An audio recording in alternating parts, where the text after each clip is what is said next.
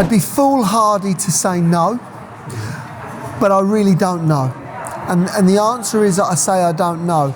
The pound at this moment in time is so undervalued against the dollar and the euro. It's, artificially undervalued. But I actually think that is a great question. We have 66 million people in this country.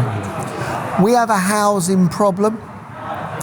I cannot see that housing problem being solved with the policies the government have in place at this moment in time.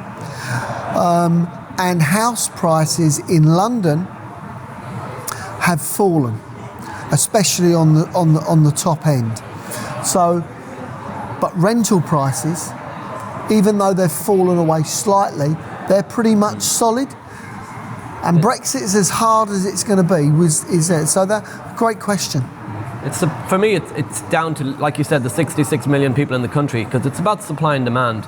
And I remember when I bought my first couple of houses and I told my mum, I stopped telling her stuff now, because she'd say, well, what if you can't find a tenant?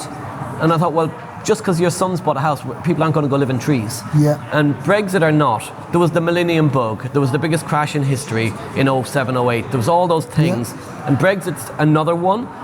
And if there is a dip, Brexit will be forgotten about 3, 4, 5 years' time, just like the millennium bug has been in the last recession. House prices are higher now than the biggest recession in history. Supply and demand, 66 million people are on a small island. The population is due to increase by about 8 million over the next 10 years. People need places to live.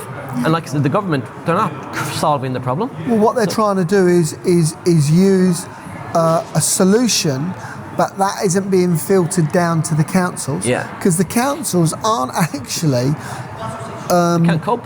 Well, they're not following through with government policy, like allowing people to build on brownfield sites.